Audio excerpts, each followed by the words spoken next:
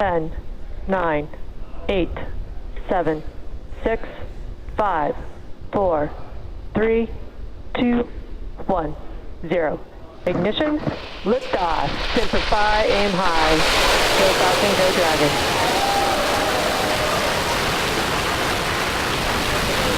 Vehicle is pitching downrange.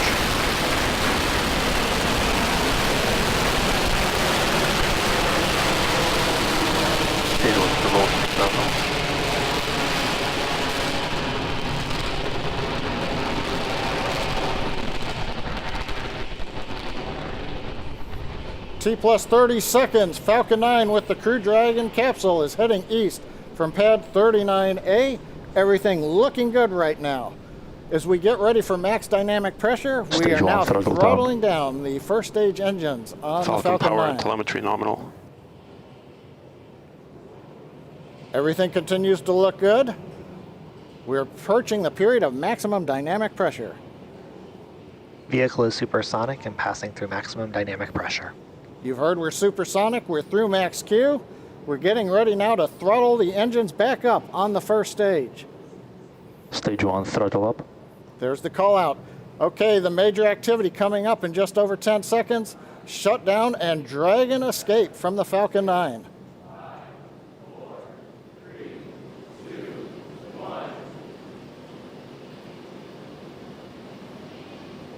Miko. Dragon launch escape initiated.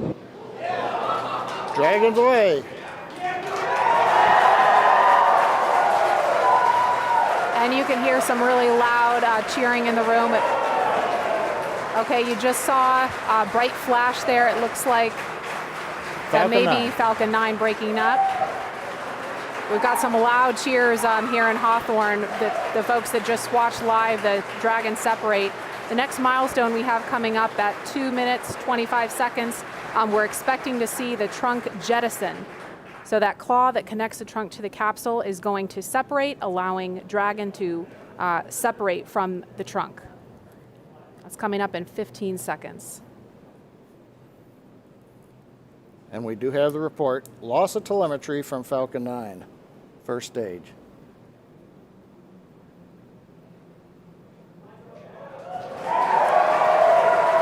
And there you just saw the trunk jettison. Again, some really loud cheers here in Hawthorne, California. This test is looking great so far. Nice view from the back of the Dragon capsule. We're also trying to see if we get the view there on the right-hand side from the aircraft that's orbiting the area. Now the Dragon control system is now going to be reorienting the capsule. We're at a high altitude where the aerodynamics are negligible.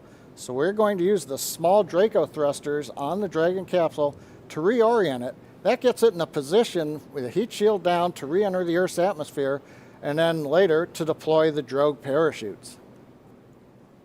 Now those drogue chutes, we expect to get confirmation that those have deployed at T plus 4 minutes and 48 seconds. So we've got just a little bit of breathing room before we hear that happen. Those parachutes are protected during ascent, on orbit, and re-entry by a panel that's up near the nose cone of the capsule.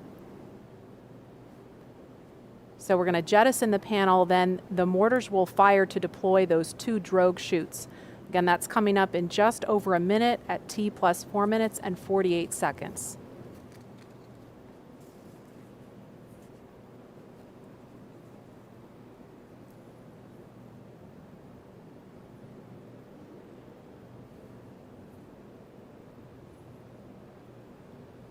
Now those drogue chutes, when we see those come out, those will come out before the main parachutes. Those drogue parachutes are what we use to begin to decelerate the Dragon capsule in preparation for splashdown. We understand we're getting into the drogue deploy envelope on the Dragon capsule. We expect that will happen when Dragon is at about 20,000 feet.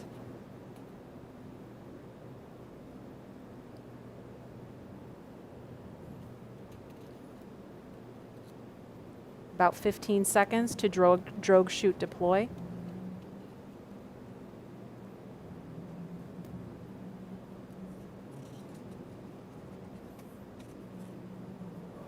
And there they are.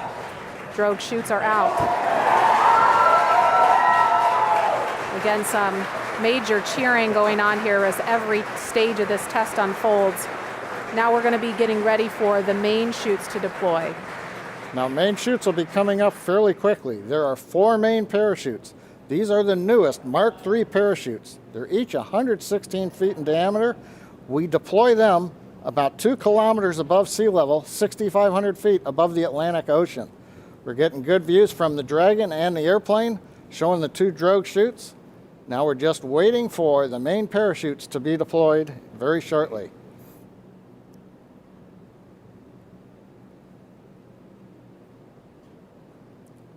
And we have the view from a different camera on Dragon showing the 4 main parachutes. Now they are deployed in a reefed condition. That means we're keeping them fairly shut to avoid shocks, and now we're slowly opening up the 4 parachutes. Great views coming off of the Dragon camera on the left, and we can also see the 4 parachutes from the airplane on the right. That is a really cool view. Nice view of the orange and white parachutes as they're opening up into the 2nd position, and then going to fully open. From fully open, we'll be descending about 20 to 25 feet per second down to the Atlantic. So from that 6,500 foot altitude, it's going to take us a few minutes to splash down. Also right now that the mains are out, a sequence is performed on the Dragon, which will reorient the crew seats into a splashdown position, give them a little better angle to take the slow bounce as we hit the ocean. Now, Maria, I talked about the parachutes came out initially at a reef condition. That's fairly standard. They come out not fully open. That way they're minimizing the shock on the parachutes. We're also minimizing the shock on the capsule. Again, we want to give a smooth ride to the crew as they are coming back through the Earth's atmosphere. Right. Now, the parachutes are located behind a door that's at the bottom of the capsule. It's below the crew hatch. So Dragon commands the door to release, and as you saw in the video, the drogue parachutes pull the door away, and that pulls the 4 main parachutes out. Now, these are the new Mark III parachutes. We've completed here at SpaceX over 80 tests of that parachute system, including 10 multi-parachute tests of this particular upgraded parachute design over the last few months to demonstrate that the design is ready for flight. And we're just inside 2 minutes of when we expect to see splashdown. The recovery teams are already out there in the Atlantic Ocean standing by, ready with fast boats to begin their initial approach to Dragon. Again, we mentioned this before, but the recovery operation we expect to take a couple of hours. I've heard a call out we're below 500 meters. And we expect when Dragon splashes down, it's going to be roughly 32 kilometers offshore.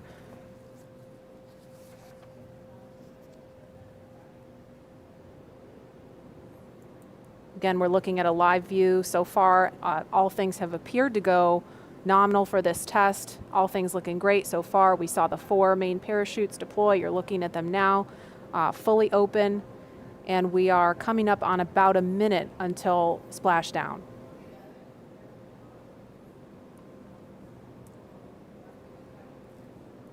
I think we may have heard a call out of 100 meters to go.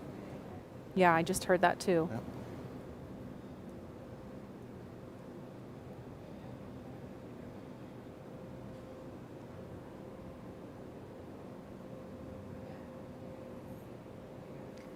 Now those 4 parachutes are actually going to be released from the capsule after splashdown, and they'll be recovered too.